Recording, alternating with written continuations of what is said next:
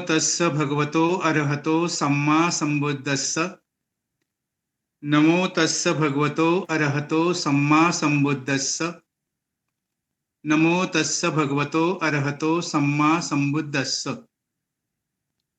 महाकारुणी तथागत भगवान बुद्ध, परमपूज्य विश्वरत्न डॉक्टर बाबासाहेब आंबेडकर यांच्या स्मृतींना विनम्र अभिवादन करून आज आपण या ठिकाणी यशवंतराव चव्हाण मुक्त विद्यापीठ नाशिक यांच्या माध्यमातून आणि पाली भाषा बहुउद्देशीय संस्था नाशिक यांच्या संयुक्त विद्यमाने हा जो पाली भाषा प्रमाणपत्र शिक्षणक्रम सुरू केलेला आहे, या शिक्षणक्रमाची ही दुसरी बॅच आहे आणि या दुसऱ्या बॅचचं आज हे दुसरं व्याख्यान किंवा दुसरं लेक्चर आहे. काल सुद्धा भालशंकर सरांनी लेक्चर्स घेतलेली आहेत, तेव्हा त्यांनी या आणि याविषयी आपल्या सर्वांना माहिती दिलेली असेलच. यशवंतराव चव्हाण मुक्त विद्यापीठातर्फे आपण हा जो पाली भाषा प्रमाणपत्र शिक्षणक्रम सुरू करत आहोत, यामध्ये जो अभ्यासक्रम आहे त्या अभ्यासक्रमाच्या माध्यमातून आपण रोज सायंकाळी, रोज म्हणण्यापेक्षा गुरुवार, शुक्रवार, शनिवार असे 3 दिवस रात्री 8:30 ते 10 अशी आपली क्लासची वेळ असते.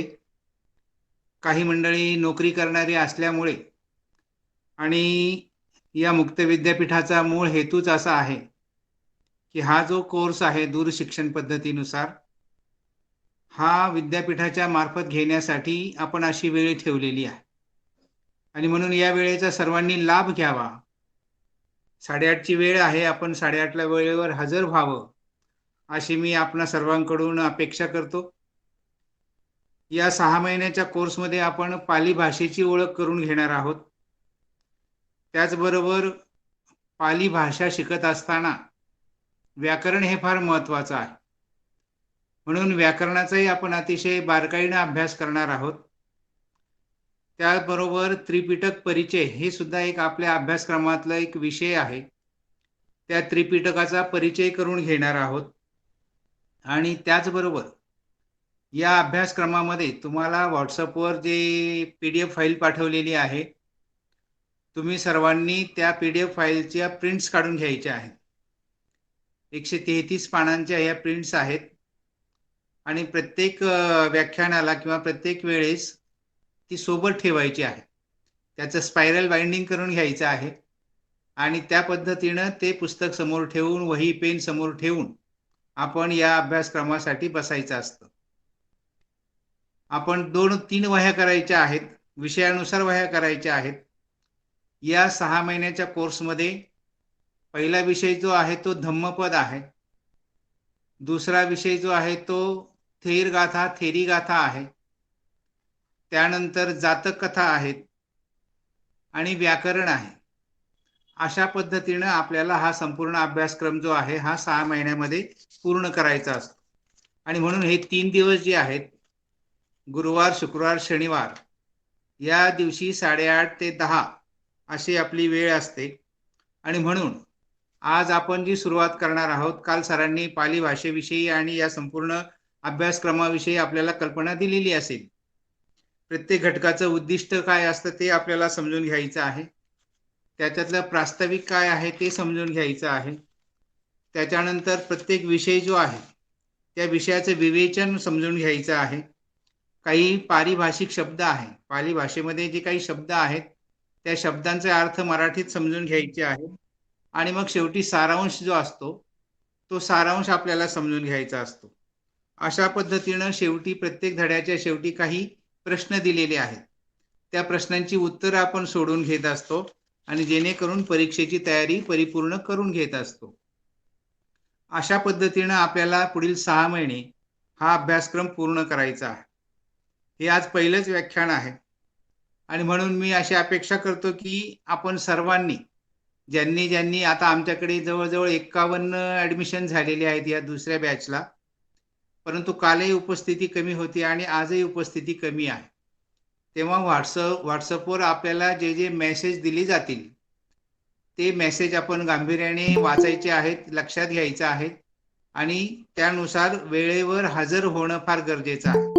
इथे ऑनलाईनच हजेरी घेतली जाते, म्हणून आपण सर्वांनी वेळेवर हजर होणं. 8:30 म्हणजे 8:30. अशा वेळेस मला ही कल्पना आहे की आपण सर्व नोकरदार आहात, आपण सर्व गृहिणी आहात, आपल्या पाठीमागे यावेळेस भरपूर काम असतं, शिवाय टीव्हीचे सिरियल आपल्याला बघायचे असतात, तेही दौडायला नको अशी आपली अपेक्षा असते.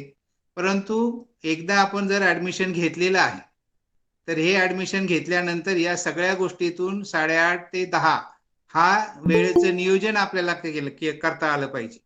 आणि हे वेळेचं नियोजन करून वेळेवर हजर होणं आणि हजर होऊन संपूर्ण क्लास अटेंड करणं हे फार आवश्यक आहे. दुसरी गोष्ट महत्वाची आहे की एक जरी पिरियड आपण अब्सेंट राहिलात, गैरहजर राहिलात, तर अभ्यासक्रम पुढे जात राहतो आणि त्यामुळे काही समजत नाही, गोंधळ होतो.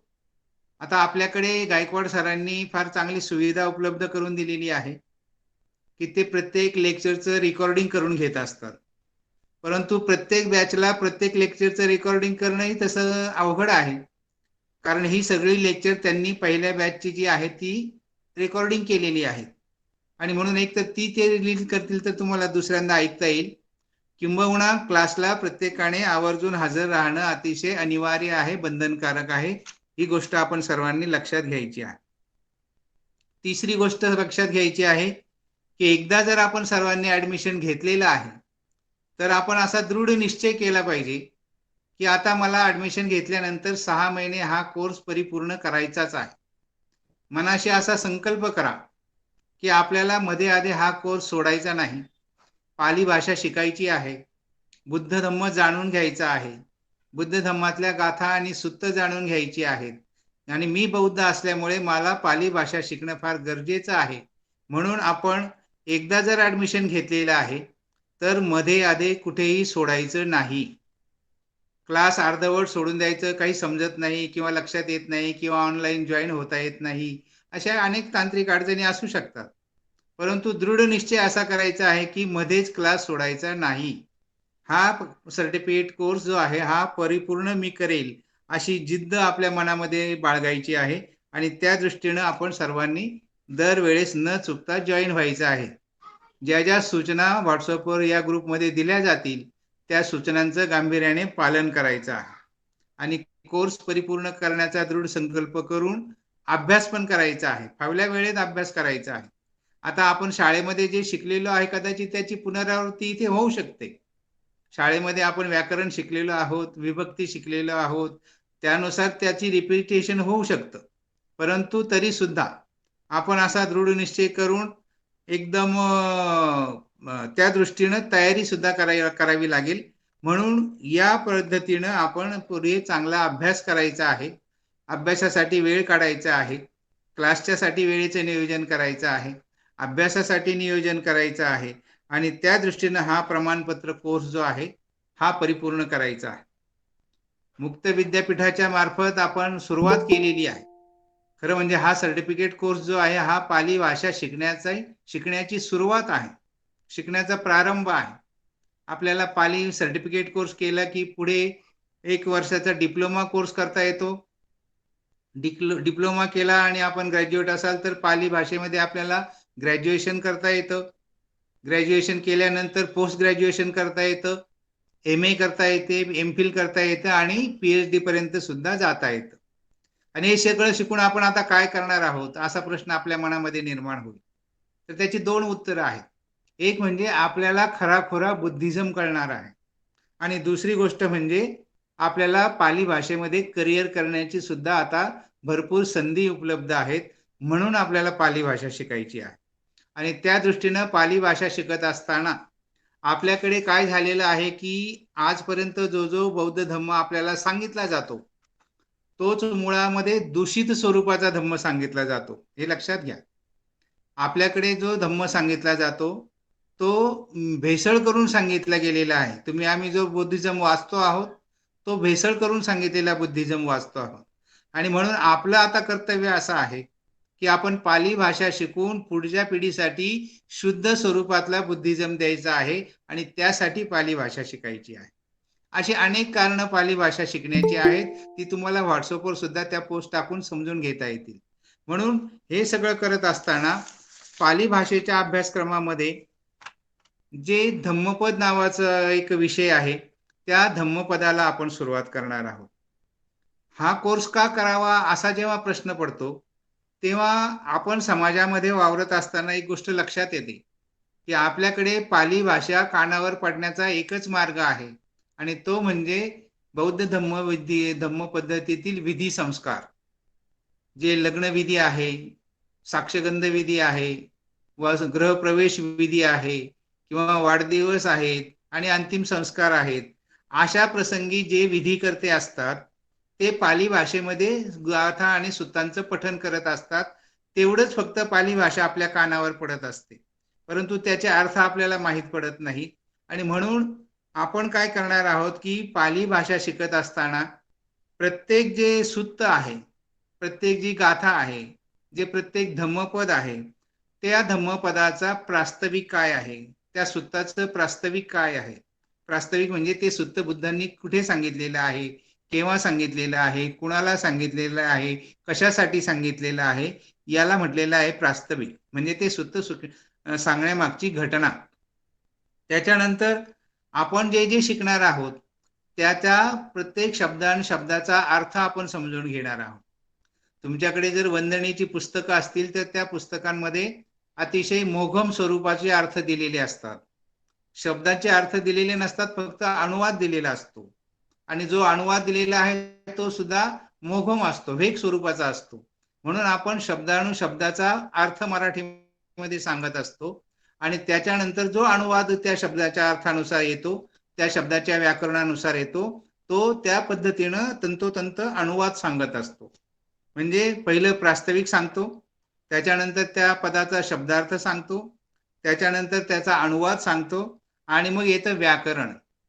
म्हणून त्या पदामध्ये जे जे काही व्याकरण आहे शब्दाच्या पाठीमागे लागलेलं, पुढे आपण व्याकरण शिकणार आहोत, त्यामुळे मी आता त्याच्यात जास्त वेळ बोलत नाही. परंतु व्याकरण सुद्धा आपण पाली भाषेचं शिकणार आहोत. आणि सगळ्यात महत्वाची गोष्ट म्हणजे पाली भाषेचं उच्चारण कसं करायचं ते शिकणार आहोत. कारण आपण विधिकर्ते जेव्हा समाजामध्ये बघतो तेव्हा त्या विधिकर्त्यांचे उच्चारण जे आहे ते अतिशय अशुद्ध स्वरूपाचे उच्चारण असतात आणि अशुद्ध उच्चारण केलं की अशुद्ध तरंग निर्माण होत असतात आणि अशुद्ध तरंग निर्माण झाले की त्याचे परिणाम सुद्धा अकुशलच निर्माण होतात. ते चांगले निर्माण होत नाही, सकारात्मक निर्माण होत नाही, मंगलमय निर्माण होत नाही. आणि म्हणून आपलं उच्चारण जर पाली भाषेमध्ये शुद्ध असेल तर शुद्ध स्वरूपाचे तरंग निर्माण होतात, वातावरण प्रसन्न होत असतं. यासाठी प्रत्येक गाथेचा आणि सुत्ताचा आपल्याला उच्चारणाच्या माध्यमातून सुद्धा समजून घ्यायचा आहे. अशा प्रकारे आपण हे विषय सगळे समजून घेणार आहोत. म्हणून आजचा जो विषय आहे तो विषय आहे धम्मपद. म्हणून या धम्मपद जे आहेत, थेरी गाथा ज्या आहेत, या पद्य विभागामध्ये येत असतात. म्हणून तुम्ही तुमच्या वहीमध्ये लिहून ठेवा की पद्य विभाग, आणि पद्य विभागाच्या अंतर्गत आपल्याला समजून घ्यायचं आहे धम्मपद. आणि धम्मपद समजून घेत असताना आपण जेव्हा कुठलेही सुत्त, गाथा किंवा पद हे समजून घेत असतो त्यावेळेस त्या सुत्ताचं, त्या गाथेचं, त्या पदाचं त्रिपिटकामध्ये कुठे स्थान आहे हे सुद्धा आपल्याला माहीत असलं पाहिजे. इथून आपली सुरुवात होत असते. कारण असं आहे की उद्या मी धम्मपद सांगितलं आणि तुम्ही एखाद्या माणसाला सांगितलं की आम्ही धम्मपद शिकत आहोत आणि त्याने जर विचारलं की मलाही शिकायचं आहे, त्रिपिटकामध्ये धम्मपद कुठे आहे, असं जर विचारलं आणि तुम्हाला ते सांगता आलं नाही तर मग त्याची समस्या निर्माण होऊ शकते. म्हणून तुम्ही सुरुवातीलाच प्रत्येक पद शिकत असताना, प्रत्येक सुत्त शिकत असताना, प्रत्येक गाथा शिकत असताना तिचं त्रिपिटकामध्ये स्थान कुठे आहे हे समजून घेणं गरजेचं असतं. म्हणजे आपण स्थान समजून घेतो, स्थान म्हणजे संदर्भ. त्रिपिटकामध्ये त्याचा संदर्भ कुठे आहे हे समजून घेत असतो. त्याच्यानंतर त्याचं प्रास्ताविक समजून घेत असतो, त्यानंतर त्याचा शब्दार्थ समजून घेत असतो, त्यानंतर त्याचा अनुवाद समजून घेत असतो आणि त्यानंतर त्याचं व्याकरण समजून घेत असतो आणि शेवटी उच्चारण समजून घेत असतो. अशा फॉर्मॅटमध्ये या विद्यापीठामार्फत हा अभ्यासक्रम शिकवला जातो, हे लक्षात ठेवायचं आहे. आणि म्हणून आज आपण जर धम्मपद शिकणार आहोत, तुमच्या पुस्तकामध्ये तुम्ही जर पुस्तक प्रिंट करून घेतलं असेल आणि ते जर समोर ठेवलं असेल, तर त्याच्यामध्ये 42 पान आहे. तुमच्या क्रमिक पुस्तक जे आहे, अभ्यासक्रमाचं पुस्तक, त्याच्यामध्ये पान क्रमांक 42, त्या पान क्रमांक 42 वर अपमाद वर्ग आहे, तो आपल्याला शिकायचा आहे. परंतु तो शिकण्यापूर्वी धम्मपद म्हणजे काय, आता तुमच्या माहितीत जर कोणी अभ्यासक असेल तर त्यांना धम्मपद कळू शकेल, परंतु ज्याचा बौद्ध साहित्याशी दुरान्वये संबंध नाही अशा ग्रस्ताला जर आपण सांगितलं की धम्मपद शिकून घे, तर त्याच्या मनात गोंधळ निर्माण होईल. म्हणून धम्मपद म्हणजे काय हे प्रथम आपण समजून घ्यायचं आहे आणि त्याचं त्रिपिटकामध्ये स्थान कुठे आहे हे प्रथम आपण समजून घ्यायचं आहे. तेव्हा धम्मपद हा जो विषय आहे, हा विषय त्रिपिटकातला आहे. म्हणून आता तुम्ही तुमच्या वहीमध्ये लिहून ठेवा की पहिल्यांदा सेंटरला लिहा त्रिपिटक. त्या त्रिपिटकाचे 3 भाग, म्हणजे त्याच्या खाली अंडरलाईन करायची आणि खाली डाऊन टुवर्ड्सचे बाण दाखवून म्हणायचं आहे. पहिला भाग सुत्त पिटक, दुसरा भाग विनय पिटक आणि तिसरा भाग अभिधम्म पिटक, असे 3 भाग आहेत त्रिपिटकाचे. सेंटरला लिहायचं आहे त्रिपिटक, त्याला खाली मोठी अंडरलाईन घ्यायची पूर्ण समासापासून तर शेवटपर्यंत. समासाच्या भागात बाण दाखवून म्हणायचं आहे सुत्त पिटक, मध्यभागी म्हणायचं आहे विनय पिटक आणि शेवटी म्हणायचं आहे अभिधम्म पिटक.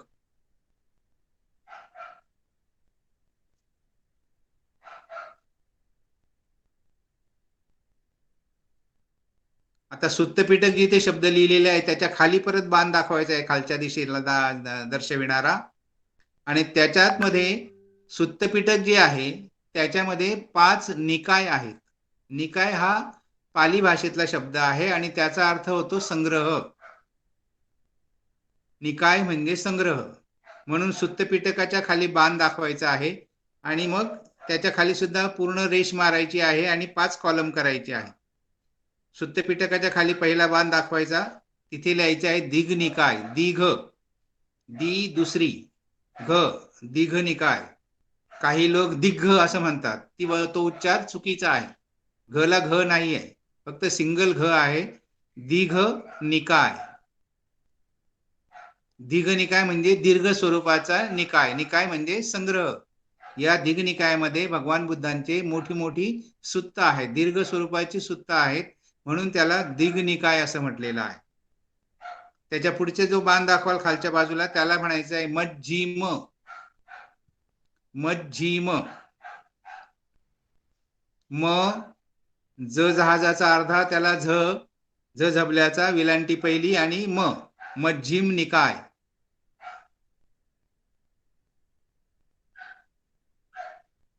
तिसरे बाण दाखवायचं आहे, तिथे म्हणायचं आहे संयुक्त.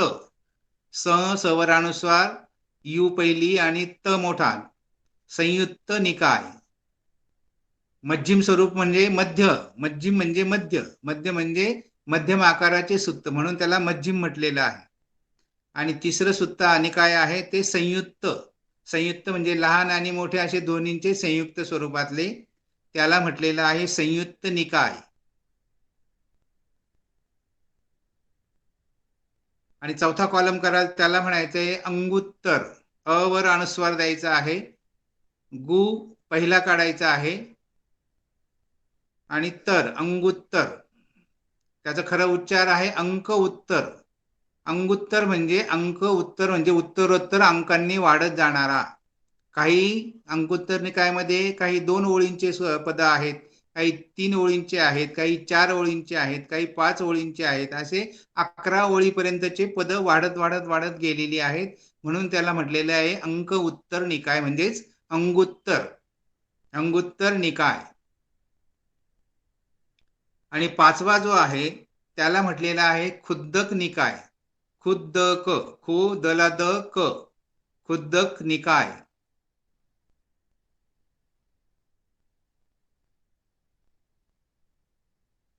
म्हणजे सुत्त पिटक, विनय पिटक, अभिधम्म पिटक. त्यापैकी सुत्त पिटक जे आहे त्याचे 5 भाग आहेत: दिग्निकाय, मध्यम निकाय, संयुक्त निकाय, अंगुत्तर निकाय आणि खुद्दक निकाय. हा जो 5वा भाग आहे, या 5व्या भागाचा आपल्याला अभ्यास करायचा आहे. कारण हा जो 5वा भाग आहे याच्यामध्ये एकूण 15 उपग्रंथ आहेत, 15 प्रकरणं आहेत. ते 15 प्रकरणाची नावं आपण पुढे घेणार आहोत. आता फक्त लिहून ठेवायचं आहे की हा जो खुद्दक निकाय आहे त्याच्या खाली बाण दाखवायचा आहे आणि तिथे म्हणायचं आहे धम्मपद. कारण असं की हा जो खुद्दक निकाय आहे, या खुद्दक निकायामधले जे 15 खंड आहेत किंवा 15 प्रकरणं आहेत किंवा 15 भाग आहेत, त्याच्यातला दुसरा जो भाग आहे तो म्हणजे धम्मपद आहे. म्हणजे तुमच्या माहितीसाठी फक्त सांगतो की खुद्दक निकाय जो आहे त्याच्या अंदर 15 ग्रंथ आहे. त्याच्यामध्ये खुद्दक पाठ आहे, धम्मपद आहे, उदान आहे, इतिवृत्तक आहे, सुत्त निपात आहे, विमानवत्तू आहे, पेतवत्तू आहे, थेर गाथा आहेत, थेरी गाथा, जातक, चुल्ल निर्देश, पटीसंहिता मग्ग, अपदान, बुद्धवंश आणि चर्या पिटक अशी ती ग्रंथांची यादी आहे. ती तुमच्या पुस्तकामध्ये दिलेली आहे. त्याच्यापैकी दुसरा जो ग्रंथ आहे तो म्हणजे धम्मनिकाय, धम्मपद आहे. मग आता संदर्भ कसा आला की तुम्हाला जर कोणी विचारलं की धम्मपद त्रिपिटकामध्ये कुठे आहे, तर तुम्हाला हे सांगता आलं पाहिजे की त्रिपिटक आहे. त्रिपिटकाचा पहिला भाग आहे सुत्तपिटक, सुत्तपिटकाचा 5वा भाग आहे खुद्दक निकाय आणि खुद्दक निकायाचा दुसरा भाग ग्रंथ आहे धम्मपद. असं हे स्थान आहे, असा हा संदर्भ आहे. म्हणून धम्मपदाचा संदर्भ समजून घेतल्यानंतर धम्मपद या शब्दाचा अर्थ समजून घ्यायचा आहे. धम्म आणि पद. धम्म म्हणजे काय की धर्म, धम्म म्हणजे बद्धांची सुत्त, म्हणून पद म्हणजे कवितेच्या ओळी. म्हणून म्हटलेलं आहे की धम्मपद म्हणजे धम्म रचना, धार्मिक रचना, धार्मिक काव्य कवितेच्या ओळी. धम्मपद म्हणजे धार्मिक पद्य रचना. धम्म म्हणजे धार्मिक आणि पद म्हणजे रचना, ओळी. धम्मपद म्हणजे धार्मिक पद्य रचना, गद्य आणि पद्य हे आपल्याला माहित आहे. पद्य म्हणजे कवितात्मक, म्हणून पद्य रचना म्हटलेलं आहे. धम्मपद म्हणजे धार्मिक पद्य रचना. बुद्धांच्या बाबतीत आपण जर इतिहास समजून घेतला तर आपल्याला असं लक्षात येते की भगवान बुद्धांच्या आयुष्याचे 3 भाग आहेत. फार महत्वाचे भाग आहेत. भगवान बुद्धांच्या आयुष्याचे 3 भाग आहेत. पहिला भाग जो आहे तो जन्म ते ग्रहत्याग, हा एकूण 29 वर्षाचा भाग आहे. कारण आपल्याला माहित आहे की 29व्या वर्षी सिद्धार्थ गौतमाने ग्रहत्याग केलेला आहे आणि म्हणून जन्म ते ग्रहत्याग हा 29 वर्षाचा पहिला भाग आहे. त्याच्यानंतर ग्रहत्याग केल्यानंतर त्यांनी 6 वर्ष तपश्चर्या केली आणि मग सम्यक संबोधी प्राप्त झाली. म्हणून ग्रहत्याग ते सम्यक संबोधी हा 6 वर्षाचा दुसरा भाग आहे. आणि मग सम्यक संबोधी प्राप्त झाल्यानंतर भगवान बुद्धांनी जवळपास 45 वर्ष आपला धम्म समजून सांगण्यासाठी खर्ची केलेली आहे. म्हणून संबोधी प्राप्तीपासून तर महानिर्वाणापर्यंत 45 वर्षाचा तिसरा भाग आहे. अशा पद्धतीने एकूण 80 वर्षाचं जे आयुष्य आहे तथागत भगवान बुद्धांचं, ते आयुष्य म्हणजे 29 वर्षाचा पहिला, 6 वर्षाचा दुसरा आणि 45 वर्षाचा तिसरा कालखंड, अशा पद्धतीने भगवान बुद्धांनी आपलं आयुष्य व्यतीत केलेलं आहे. आणि म्हणून 45 वर्ष हे जे तिसऱ्या भागात आहेत, या भागामध्ये भगवान बुद्धांना सम्यक संबोधी प्राप्त झाल्यानंतर ते प्रत्येक नगरामध्ये जाऊन, प्रत्येक राज्यामध्ये जाऊन लोकांना उपदेश करत होते. आणि असा उपदेश करत असताना त्यांनी गरीब आणि श्रीमंत, मालक आणि सेवक, सज्जन आणि दुर्जन, राजा आणि रंक, व्यापारी किंवा नोकर, मालक किंवा त्याचा नोकर, कुलीन स्त्रिया आणि गणिका, राजाची राणी आणि तिची दासी, अशा सर्व प्रकारच्या लोकांना उपदेश केलेला आहे. तुम्हाला माहिती आहे की भगवान बुद्धांनी 45 वर्षावास केलेले आहेत. त्यापैकी 25 वर्षावास जे आहेत ते श्रावस्तीमध्ये केलेले आहेत. आणि मग अशा ठिकाणी भगवान बुद्ध बसत असत भगवान बुद्धांची धम्मोपदेश करण्याची एक प्रथा होती. रात्र झाली की भगवान बुद्ध धम्मोपदेश करायला सुरुवात करत असत आणि मग बाकीची लोक येऊन बसली की बुद्धांचं प्रवचन होत असे आणि प्रवचन झाल्यानंतर भगवान बुद्धांना लोक प्रश्न विचारित असत आणि मग अशी प्रश्न विचारत असताना प्रत्येक जण कधी वेगवेगळ्या स्वरूपाची लोकांनी बुद्धांना प्रश्न विचारलेली आहेत. त्यामध्ये काही लोकांनी पाप पुण्यावर प्रश्न विचारली, काही लोकांनी स्वर्ग नरकावर प्रश्न विचारली, काही लोकांनी आत्मा परमात्मावर प्रश्न विचारली, काही लोकांनी जीवन आणि मृत्यूवर प्रश्न विचारली आणि काही लोकांनी सुख दुःख कसं असतं याच्यावर प्रश्न विचारले. भगवान बुद्धांनी या सगळ्या प्रश्नांची जी उत्तरे दिलेली आहेत ती उत्तरं म्हणजे धम्मपद आहे. म्हणून आपण हे लक्षात ठेवायचं आहे की धम्मपद हे प्रश्नोत्तरित आहे. लोकांनी प्रश्न विचारलेली आहेत आणि बाकीच्यांनी ते प्रश्न विचारल्यानंतर ती भिक्षू संघाने असेल, राजे असतील, त्यांचे सेवक असतील, सेनापती असतील, अशांनी ती ऐकलेली आहेत. आणि ही जी प्रश्न उत्तरं आहेत ही प्रश्न उत्तरं म्हणजे धम्मपद आहे आणि त्यानुसार धम्मपदाच्या रचना केलेल्या आहेत. लोकांनी जे प्रश्न विचारले त्या प्रश्नाच्या अनुषंगाने त्याचे वर्ग केलेले आहेत आणि म्हणून हे जे वर्गवारी केलेली आहे अशी वर्गवारी करत असताना भगवान बुद्धांनी जे जे उत्तरं दिलेली आहेत त्या उत्तराच्या अनुषंगाने धम्मपदाची रचना झालेली आहे आणि ही जी रचना आहे ही एकूण 26 भागामध्ये आहे. म्हणून तुम्ही लिहून ठेवा, धम्मपदामध्ये एकूण 26 वर्ग आहेत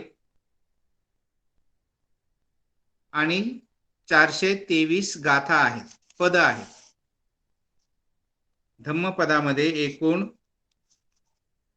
26 वर्ग आहेत आणि 423 पद आहेत. त्यामध्ये अनेक प्रकारची पद वर्ग आहेत. ती सगळी वर्ग पण पुन्हा मी आपल्याला सांगत बसत नाही कारण त्याच्यामध्ये पुन्हा वेळ जाईल.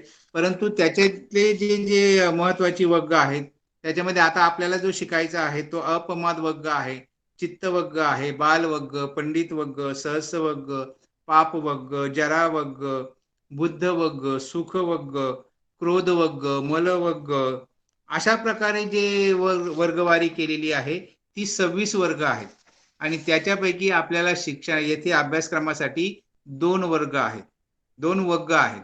म्हणून तुम्ही लिहून ठेवा तुमच्या माहितीसाठी, धम्मपदामधील दुसरा वर्ग जो आहे तो आहे अपमाद वर्ग. अपमाद वर्ग आणि तिसरा वर्ग आहे चित्त वर्ग.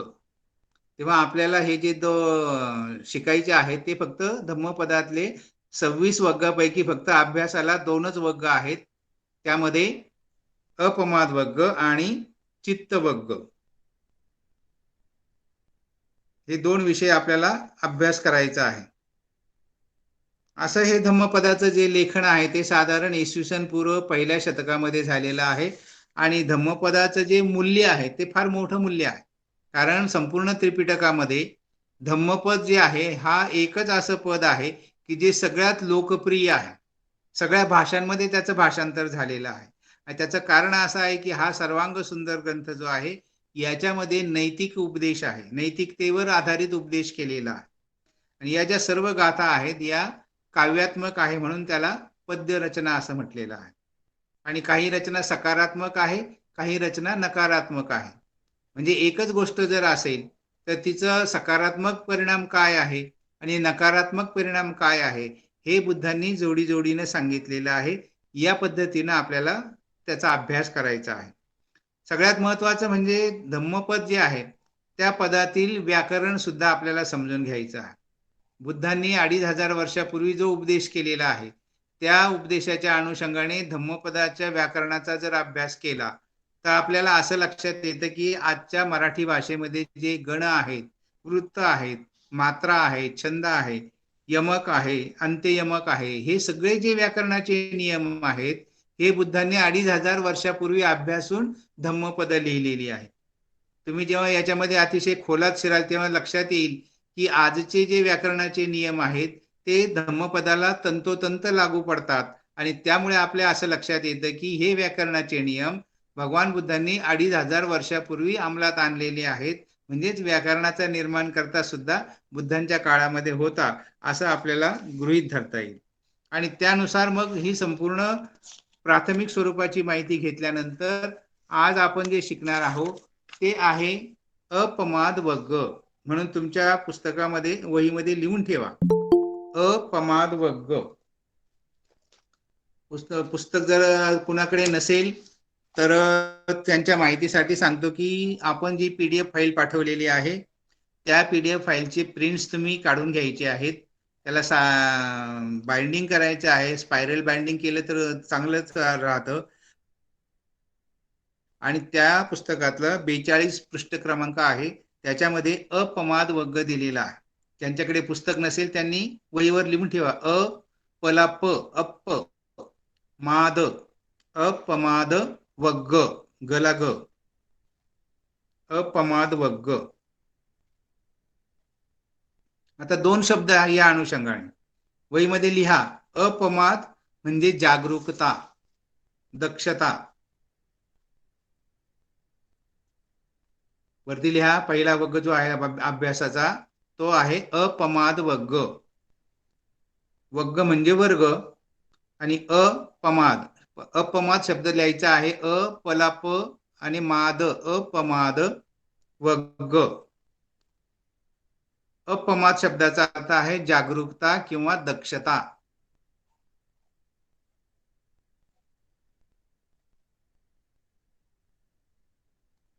आणि पमाद याच्या विरुद्ध खालच्या ओळीमध्ये लिहा पमाद.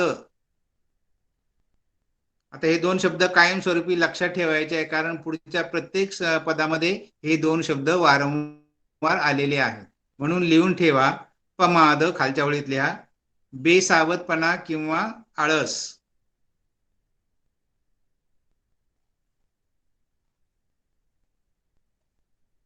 अपमाद म्हणजे जागरूकता किंवा दक्षता आणि खालच्या ओळीत लिहा पमाद म्हणजे बेसावधपणा किंवा आळस.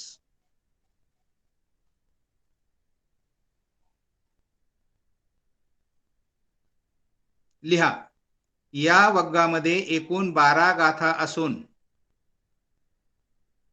या वग्गामध्ये एकूण 12 गाथा असून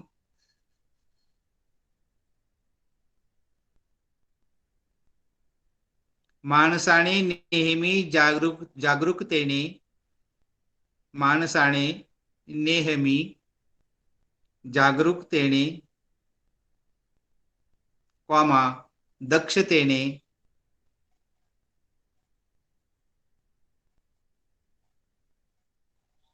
आणि सावधपणाने जगले पाहिजे. माणसाने नेहमी जागरूकतेने दक्षतेने आणि सावधपणाने जगले पाहिजे.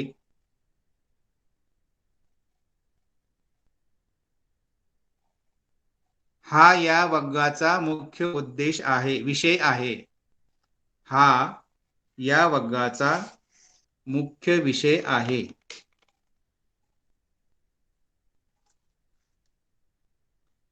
म्हणजे जागरूकता, दक्षता किंवा सावधपणा म्हणजेच अपमाद. आणि याच्या उलट आळस आणि बेसावधपणा जर असेल तर त्याला म्हटलेलं आहे पमाद. बुद्धांनी हे जे उपदेश केलेले आहेत मी जसं मगाशी सांगितलं की वर्षावासाच्या निमित्ताने बुद्धांनी श्रावस्तीमधलं जेतवन असेल, वैशाली नगरामधील कुटागार वन असेल, राजगृहामधील वेणुवन असेल किंवा कौशंबीमधील घोशीराम वन असेल, अशा वेगवेगळ्या ठिकाणी बुद्धांनी उपदेश केलेला आहे. वेगवेगळ्या वेळी केलेला आहे. तुम्हाला असं वाटेल की धम्मपद आहे म्हणजे आज बुद्ध बसलेले आहेत आणि त्यांनी सांगितलं की आज मी आपल्याला धम्मपद सांगतो आहे आणि त्यांनी विषयाला सुरुवात केली आणि अपमाद वग्ग सांगितला. असं सलगपणे झालेलं नाही. बुद्धांनी कधी श्रावस्तीमध्ये व्याख्यान दिलेलं आहे, कधी वैशालीमध्ये देशना दिलेली आहे, कधी राजगृहामध्ये धम्म उपदेश केलेला आहे. वेगवेगळ्या ठिकाणी उपदेश करत असताना बुद्धांनी जो उपदेश केला तो संकलित करून नंतर त्याचं रचना केलेली आहे. त्यामुळे आपल्याला हा उपदेश केवळ एका ठिकाणी बसून केलेला आहे असं मनात ठेवू नका. नंतर रचना जेव्हा केली गेलेली आहे तेव्हा हे वग्गवारी त्याची वर्गवारी करून रचना केलेली आहे. म्हणून आपण हे लक्षात ठेवायचं आहे की बुद्धांचा हा जो उपदेश आहे हा केवळ एका ठिकाणी केलेला नाही. अपमाद वग्ग जे आहे त्याच्यामध्ये अनेक सूत्र अशी आहेत की ती अनेक पदं अशी आहेत की ती वेगवेगळ्या वेळी वेगवेगळ्या ठिकाणी सांगितलेली आहे. पण रचना जेव्हा झाली पहिल्या शतकात इसवी सनापूर्वीच्या, तेव्हा मात्र त्याची वर्गवारी करून विषयानुसार रचना करून मांडणी केलेली आहे. म्हणून हा जो पहिला वग्ग आहे, हा जो अपमाद वग्ग आहे, याचं पहिलं पद जे आहे ते आता आपण घेणार आहोत. आता आपली पद्धत काय आहे की या फावल्या वेळेमध्ये वेळ जाऊ नये म्हणून आपण प्रथम एक एक पद जे आहे ते लिहून घेत असतो आणि लिहून घेतल्यानंतर त्याचा शब्दार्थ लिहून घेतो आणि शब्दार्थ लिहून घेतल्यानंतर त्याचा अनुवाद लिहून घेत असो, अशी आपली सिस्टीम आहे. परंतु हे जे पद आहे हे तुमच्या पुस्तकामध्ये दिलेलं आहे. त्यामुळे तिथे 2 ओळी तुम्ही वहीमधल्या रिकाम्या सोडायच्या आहेत, मोकळ्या सोडायच्या आहेत आणि खाली शब्दार्थ लिहून घ्यायचा आहे. त्याच्या खाली अनुवाद लिहून घ्यायचा आहे. कारण ते पुस्तकामधलं पद बघून जर तुम्ही लिहित बसले, तर त्याच्यामध्ये खूप वेळ जाईल. म्हणून पद क्रमांक 1 म्हणायचं आहे आणि 2 ओळी सोडून खाली शब्दार्थ म्हणायचा आहे. पुस्तक सगळ्यांकडे आहे असं मी गृहीत धरतो आणि पहिलं पद वाचतो आहे, लक्ष देऊन ऐका. अपमादो अमतं पदं पमादो मच्चुनो पदं अपमत्ता न मियंती ये पमत्ता यथा मता. हे पहिलं पद आहे. म्हणून पहिलं पद म्हणायचं आणि 2 ओळी सोडायच्या आणि घरी फावल्या वेळामध्ये त्या 2 ओळी तिथे लिहायच्या आहेत पुस्तकात बघून. परंतु खाली त्याच्या खाली 2 ओळी सोडल्यानंतर शब्दार्थ म्हणा आणि शब्दार्थ लिहा. पहिला शब्द आहे अपमादो. मी मागाशी सांगितल्याप्रमाणे अपमाद बरोबरचं चिन्ह करायचं जागरूकता किंवा दक्षता.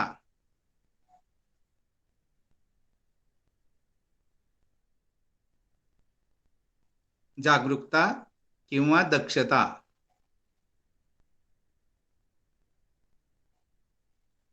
पुढचा शब्द आहे अमतं पदं. अमत म्हणजे अमृत, अमृत पद. अमत पद, अमृत पद. अमृत पद म्हणजे निर्वाण पद. बौद्ध धर्मातलं हे सगळ्यात उच्च पद आहे, त्याला निर्वाण पद असं म्हटलेलं आहे. अमृतासारखं पद. अमतं पदं अमृत पद.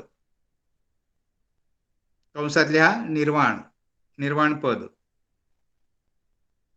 अपमादो अमतं पदं पमादो मच्चुनो पदं.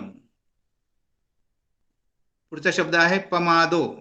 मी जसं सुरुवातीला सांगितलं की हे 2 शब्द वारंवार येणार आहे, त्यामुळे म्हटलं की त्याचा अर्थ होतो आळस, कंटाळा, बेसावधपणा.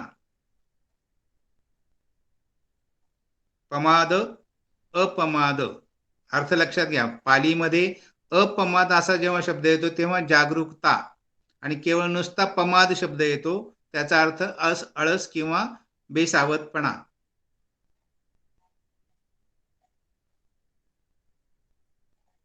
पमादो मच्चुनो. मच्चुनो मृत्यूचे.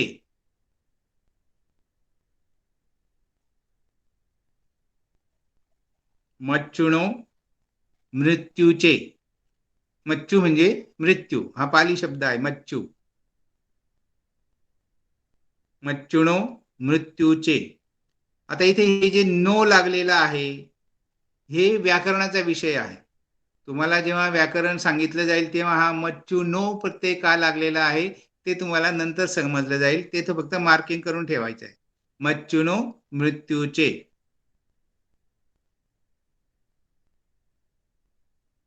पद म्हणजे पद, स्थान, ओळ. अपमत्ता. पुढचा शब्द आहे अपमत्ता. आता पमत्ता, अपमत्ता, अपमाद, अपमत्ता हे समानार्थी शब्द आहेत. लिहून ठेवा. वरती लिहा अपमाद, कंसात लिहा अपमत्ता. हे पाली शब्द दोन्ही.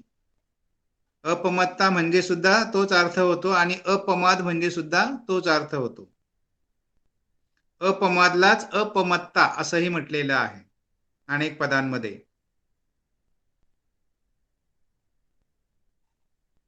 आणि खालच्या ओळीत लिहायचं आहे पमाद, त्याला म्हटलेलं आहे पमत्ता. पमाद, पमत्ता हे दोन्ही पाली शब्द आहेत आणि त्याचा अर्थ होतो आळस, दुर्वर्तन, कंटाळा.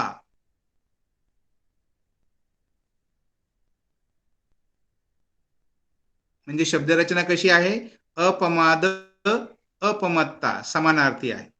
पमाद, पमत्ता समानार्थी आहे. म्हणून इथे म्हटलेलं आहे दुसऱ्या ओळीमध्ये अपमत्ता न मीयंती. मीयंती मरणा समान, मरणासारखे.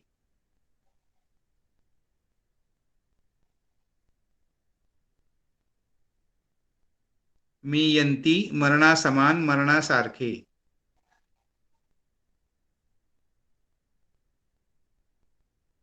अपमत्ता न मीयंती ये पमत्ता यथा मत्ता.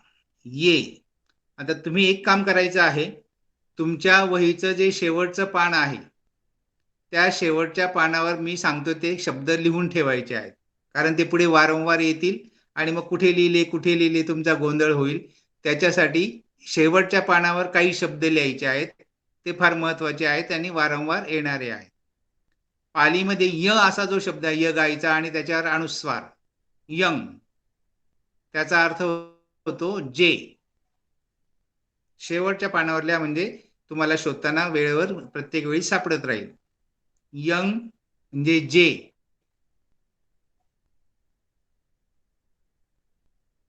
मग प्रत्येक ठिकाणी य, यो, यंग, या असे शब्द आलेले आहेत. यंग किंची असं म्हणतो ना आपण गाथेमध्ये. यंग किंची म्हणजे जे काही, त्या पद्धतीने यंग म्हणजे जे. ये म्हणजे सुद्धा जे, यो म्हणजे सुद्धा जे, असं. दुसरा शब्द लिहा पी. पी म्हणजे सुद्धा. पी म्हणजे सुद्धा. पालीमधले हे एक एक अक्षरी शब्द आहे म्हणून हे लिहून ठेवायचे आहे. आणि पुढे वेळ जेव्हा जेव्हा ते संदर्भ येतील तेव्हा एक अक्षरी शब्द आला की तो शेवटच्या पानावर लिहून त्याचा मराठी अर्थ लिहून ठेवायचा आहे. पी म्हणजे सुद्धा. द्वितीयंपी म्हणजे दुसऱ्यांदा सुद्धा. तृतीयंपी म्हणजे तिसऱ्यांदा सुद्धा. अशा अर्थाने पी म्हणजे सुद्धा. आणि च, च म्हणजे आणि. हा शब्द पालीमध्ये अनेकदा प्रत्येक सुत्तामध्ये येतो, त्यामुळे पालीमध्ये आणि शब्दाला च म्हटलं जातं. च. त्याचा उच्चार सुद्धा च असाच करायचा आहे, च असा करायचा नाही. चमचा असं जेव्हा म्हणतो ते मराठी झालं. चमचा जो रफ उच्चार आहे च, तो उच्चार नेहमी पालीमध्ये केला जातो च. च म्हणजे आणि.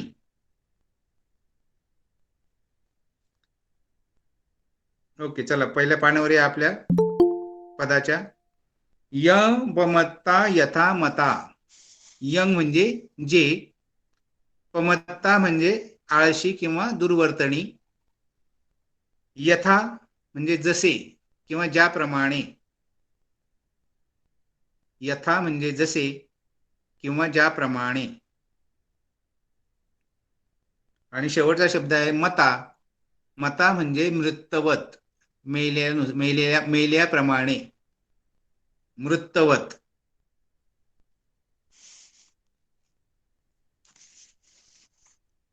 आता याचा जो अर्थ आहे तो तुमच्या पुस्तकामध्ये सुद्धा अनुवादाच्या स्वरूपामध्ये दिलेला आहे.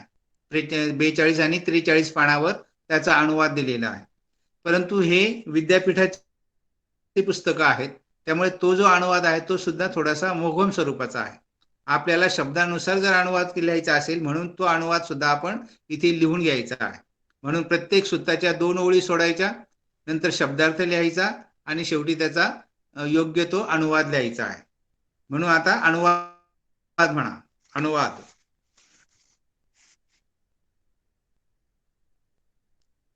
जागरूकता हे अमृत पद आहे. जागरूकता हे अमृत पद आहे. अपमादो अमतं पदं. अपमाद म्हणजे जागरूकता, अमतं पदं अमृत पद. जागरूकता हे अमृत पद आहे. कंसातल्या निर्वाण पद आहे.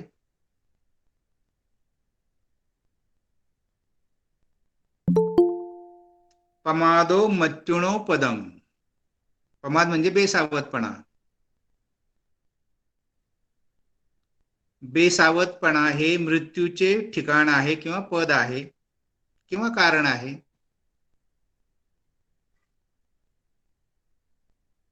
बेसावधपणा हे मृत्यूचे पद किंवा कारण आहे.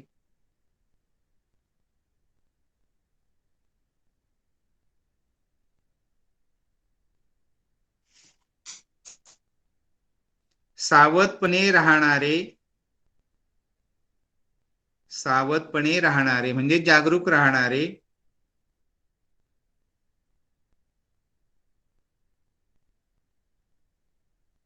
कधीच मृत्यू पावत नाहीत.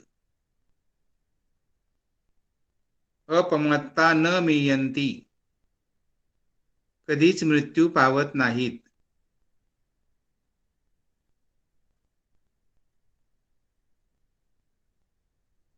आणि बेसावधपणे वागणारे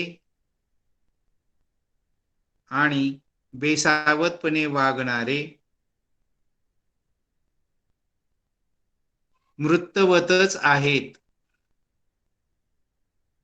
बेसावधपणे वागणारे मृतवतच आहेत.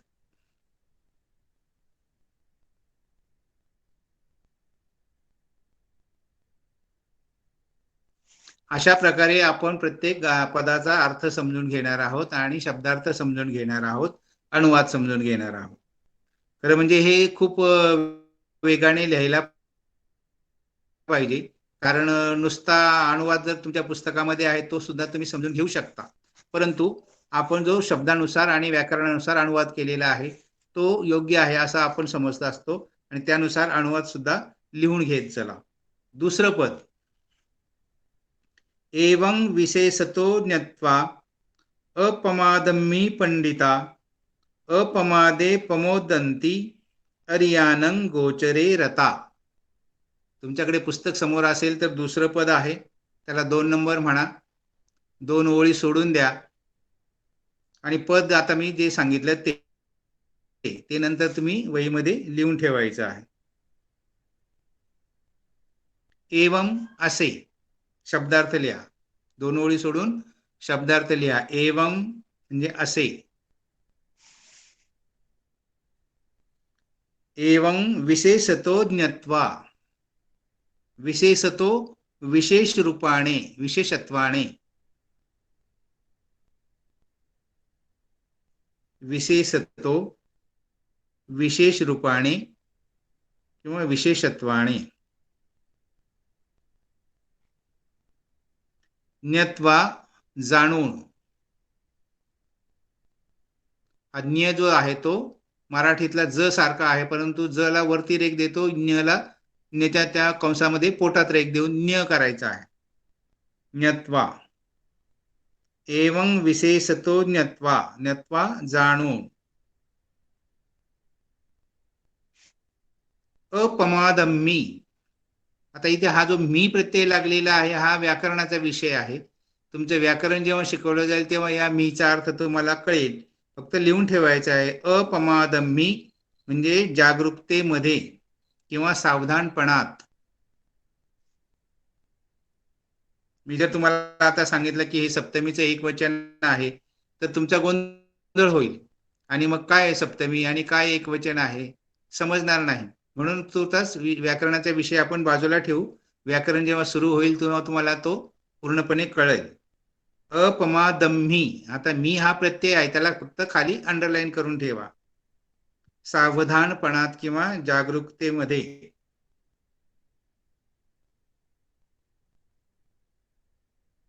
पंडिता म्हणजे पंडित. पंडित पुरुष म्हणजे ज्ञानी पुरुष.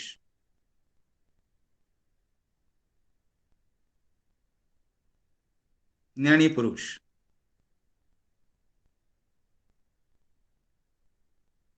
प्रमोदंती. प्रमोदंती आनंदित होता.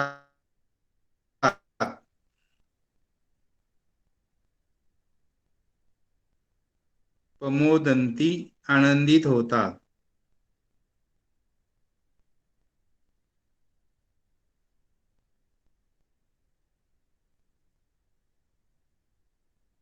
अरियाणं अरियाणं श्रेष्ठ मार्गात.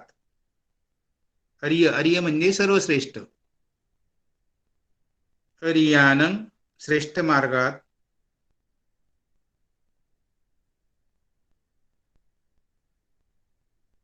गोचरे म्हणजे याच जीवनात.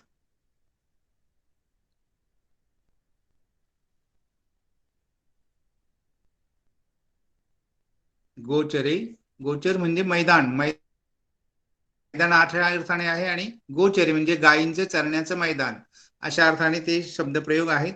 परंतु तिथे शब्द आहे या जीवनात. आणि शेवटचा शब्द आहे रता. रता म्हणजे कार्यरत, कार्यमग्न. रता, रत किंवा कार्यमग्न.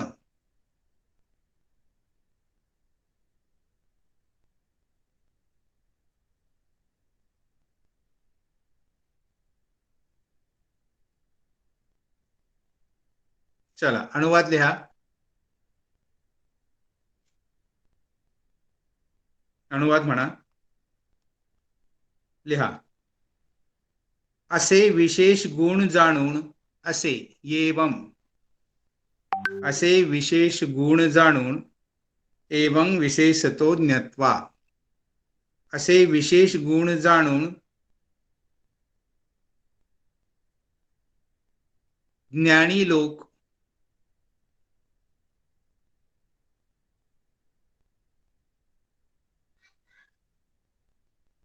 लोक सावधानता बाळगून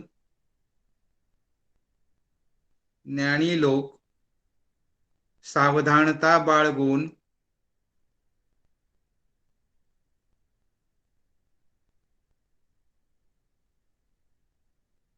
या जीवनातील गोचरे या जीवनातील श्रेष्ठ आनंदाची प्रमोदंती श्रेष्ठ आनंदाची अनुभूती घेतात. श्रेष्ठ आनंदाची अनुभूती घेतात.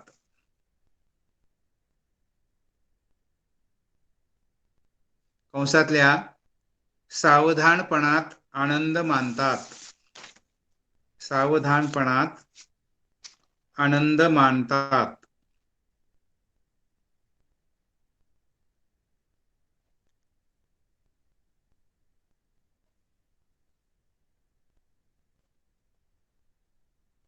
सावधानपणात आनंद मानतात. ओके. तिसरा पण नंबर लिहा. 3 नंबर 2 ओळी सोडा आणि मी फक्त वाचतोय ते तुम्ही पुस्तकात बघा. ते झाईनो सातत्तिका नित्यं दळ परक्कमा पुस्संती धीरा निव्वानं योगक्षेम अनुत्तरो.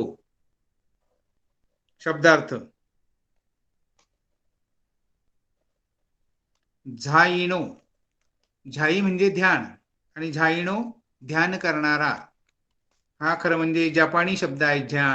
झेन ज्याला म्हणतो आपण तसा तो झाईनो शब्द आहे. झेन वरून झाईनो ध्यान करणारा.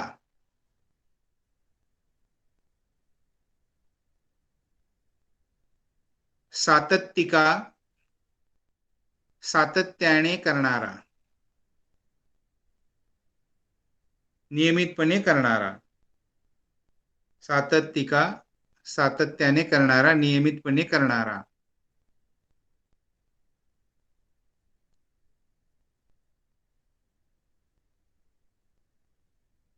नित्यं नित्य नेमाने. नित्यं चवर अनुस्वार. नित्यं नित्य नेमाने म्हणजे नियमितपणे.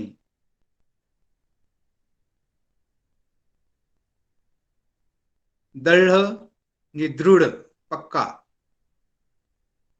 दृढ निश्चय. आपण जसं म्हणतो दृढ निश्चय करतो आता मी सर्टिफिकेट कोर्सला ऍडमिशन घेतलंय, मी तो पूर्ण करण्याचा दृढ निश्चय करतो, म्हणजे दृढ पराक्रम करतो, म्हणून तो शब्द इथे आलेला आहे बघा. दृढ पराक्रमा म्हणजे दृढ निश्चय, दृढ पराक्रम. दृढ, दृढ, पक्का. पराक्रमा, पराक्रम, दृढ पराक्रम करतो असा. पुस्संती धीरा निब्बाणं, पुस्संती पोहोचतात, प्राप्त करतात. हे जे ती अंती हे जे आहेत हे प्रत्यय आहेत आणि ते वचनानुसार विभक्तीनुसार येत असतात, ते आपल्याला शिकायचे आहे. पुस्संती पोहोचतात, प्राप्त करतात.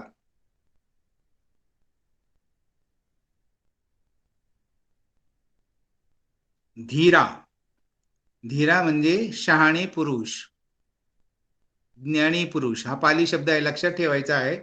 पालीमध्ये धीरा शब्द, ज्ञानवंताला, पंडिताला सुद्धा धीरा असं म्हटलेलं आहे. धीरा म्हणजे ज्ञानी पुरुष.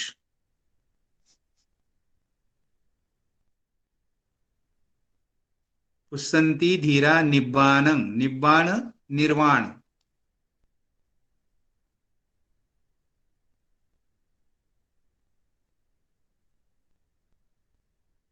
निब्बाण निर्वाण. पुढचा शब्द आहे योगक्षेम. योगक्षेम म्हणजे आसक्तीपासून मुक्त. ही संधी आहे इथे, योग अधिक क्षेम. योग म्हणजे आसक्ती आणि क्षेम म्हणजे मुक्त. योगक्षेम, आसक्तीपासून मुक्त.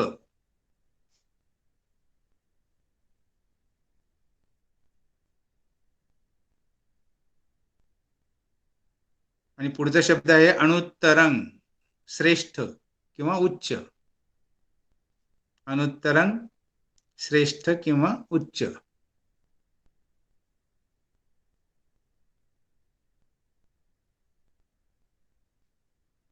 आणि अनुवाद लिहायचा आहे. एवढं पद घेऊन आपण थांबू, कारण 10 वाजलेले आहेत. त्यामुळे अनुवाद लिहा आणि पुढच्या गुरुवारी आपण उरलेली 7 पदं पूर्ण करणार आहोत. तिसऱ्या पदाचा अनुवाद. ते, तिसरं जे पद आहे म्हटलेलं आहे, ते शब्द आलेला आहे. ते झाईनो म्हणजे ते जागृत लोक, ध्यान करणारे लोक. ते ध्यान करणारे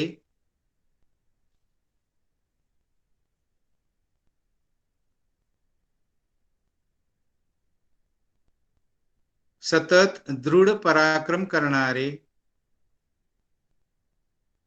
सतत दृढ पराक्रम करणारे म्हणजे किंवा दृढ निश्चय करणारे असं म्हणू शकतो. पराक्रम म्हणजे काय, नुसतं युद्ध नाही, निश्चय हा सुद्धा एक पराक्रमच असतो. दृढ निश्चय करणारे, सुज्ञ पुरुष, धीरा. सुज्ञ पुरुष,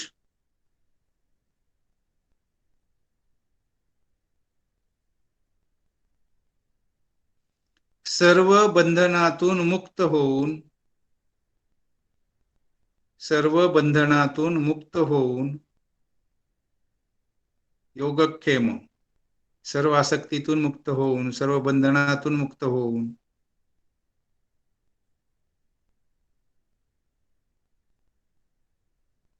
सर्वश्रेष्ठ अशा निर्वाण पदाला प्राप्त करतात. योगक्षेमं अनुत्तरो, सर्व बंधनातून मुक्त होऊन सर्वोत्तम अशा निर्वाण पदाला प्राप्त करतात. सर्वोत्तम अशा निर्वाण पदाला प्राप्त करतात. अशा प्रकारे आळस आणि जागरूकता म्हणजे बेसावधपणा आणि दक्षता या बाबतीत भगवान बुद्धांनी या अपमाद वग्गामध्ये उपदेश केलेला आहे. ते कोण करतं, कशा पद्धतीने करतात आणि त्याचा फायदा काय होतो हे सगळं सविस्तर या पदामध्ये सांगितलेलं आहे. 12 पदं आहेत, त्याचे 3 झालेली आहेत. उरलेली पदं आपण गुरुवारी घेणार आहोत. तेव्हा गुरुवारी पुन्हा आपण भेटू आणि इथे 10 वाजल्यामुळे आपण थांबूया. पुढच्या वेळेस मात्र सर्वांनी वेळेवर हजर राहण्याची दक्षता घ्या आपलं टायमिंग जे आहे ते 8:30 ते 10 असं आहे. त्यामुळे 8:30चे 9 करतात आणि 9 नंतर मग 1 तासात आपला हा कर म्हणजे मला भालशंकर सरांनी सांगितलं होतं की आज हा वर्ग पूर्ण करून घ्या. परंतु वेळेवर आपण हजर नसल्यामुळे आणि उशिरा सुरुवात केल्यामुळे आपण तो पूर्ण करू शकलो नाही. एवढ्या 6 महिन्यात आपल्याला हा सगळा अभ्यासक्रम पूर्ण करायचा आहे. त्यामुळे सर्वांनी वेळेवर हजर होत चला. सर्वांनी क्लास नियमितपणे अटेंड करा. गुरुवार, शुक्रवार, शनिवार 8:30 ते 10 ही वेळ आपली ठरलेली आहे. त्या वेळेत सर्वांनी हजर व्हा आणि जास्तीत जास्त अभ्यासात लक्ष देऊन हे पूर्ण करा. आपण सर्वजण हा अभ्यासक्रम पूर्ण कराल अशी अपेक्षा करतो आणि इथे थांबतो. धन्यवाद. जय भीम.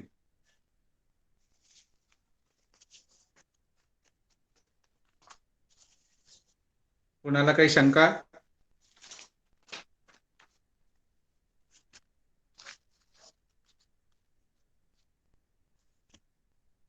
सर अटेंडन्स शीट भरायची आहे ना? हा, तिथे दिलेला असेल तुम्हाला. तुम्ही गायकवाड सरांना फोन करून त्याचं डिटेल विचारून घेऊ शकता किंवा मेसेज टाकून ते सांगतील त्या पद्धतीनं तो सीट भरायचं आहे. ओके, चला ठीक आहे. गुरुवारी भेटूया. धन्यवाद. सर हा सर हा, बोला. आम्ही उशिरा जॉईन झालोय. अगोदर भालशंकर सरांच्या लिंकला जॉईन झालो होतो. म्हणजे सर चुकून भालशंकर सरांनी आज लेक्चर घेतलं तिकडे जॉईन झालो होतो आम्ही. अच्छा, ते तिकडे याला जॉईन झाले का तुम्ही? अट्टकथा वाग्गाच्या लेक्चरला? बरेचसे म्हणजे खूप सारे विद्यार्थी तिकडे जॉईन झालेले, त्यामुळे इकडे खूप कमी विद्यार्थी होते सर. ते आता नंतर ओके ओके ओके ओके. हा हा हा, लोकांना वाटलं तोच क्लासचा विषय आहे की काय, असं झालं का?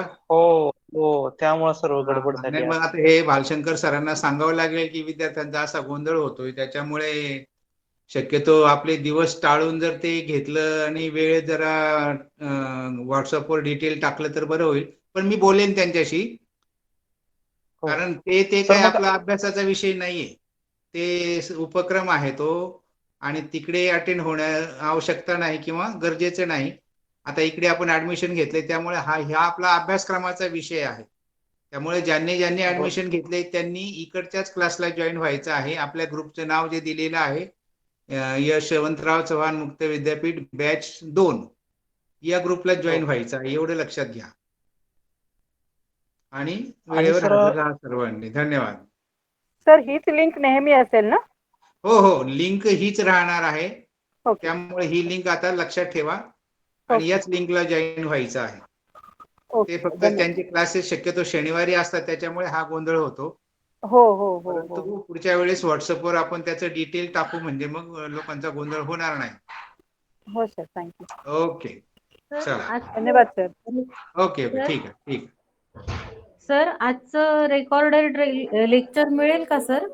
हो, ते दुसऱ्या दिवशी संध्याकाळी गायकवाड सर टाकत असतात, त्यामुळे ते 1 दिवस उशिराने मिळतं रेकॉर्डिंग. हा, याच ग्रुपवर ते टाकलं जाईल. ते पुन्हा तुम्ही ऐकू शकता. तसं गायकवाड सरांना सांगितलेलं आहे, त्यामुळे रेकॉर्डिंग त्यांनी केलेलं आहे.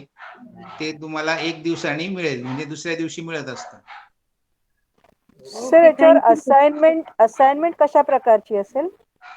असाइनमेंट हा विषय आता खूप दूर आहे. तुम्ही नवीन या बॅचला आहात ना? हा हा, हो. आता आपला प्रथम अभ्यासक्रम पूर्ण झाला. हा हा, जो अभ्यास होईल त्याच्याविषयीचे जे काही प्रश्न उत्तर आणि माहिती जी आहे, अच्छा, व्याकरण जे आहे, व्याकरणाच्या अनुषंगाने जी माहिती आहे ती सगळी तुम्हाला एका शीटवर भरून द्यायची असते, लिहून द्यायची असते. थोडक्यात एक नॉमिनल पेपरच असतो असं समजा. ओके. त्याला असाइनमेंट असं आपण म्हणतो, आणि ते तुम्ही तयार करून द्या. पण ते अभ्यासानंतर आहे. इतक्यात असाइनमेंट विचार करू नका तुम्ही. हा, मला वाटलं की प्रत्येक टॉपिक नंतर तुम्ही छोटं छोटं काय देणार आहात का असं. नाही नाही, असं नाही होत. आपण पूर्ण अभ्यासक्रम करून घेतो आणि 1 महिना अगोदर मग असाइनमेंट देतो परीक्षेच्या अगोदर. तेव्हा मग त्या पूर्ण तयार करून द्यायच्या असतात. त्याच्यामध्ये सगळंच येतं, म्हणजे अधम्मपद येतं, थेरगाथा येतात, थेरीगाथा येतात, व्याकरण येतं, जातककथा येतं, अशा सगळ्या स्वरूपाचे प्रश्न असतात. अच्छा अच्छा, ओके. व्याकरणावर जास्त असतात. Thank you sir. ओके.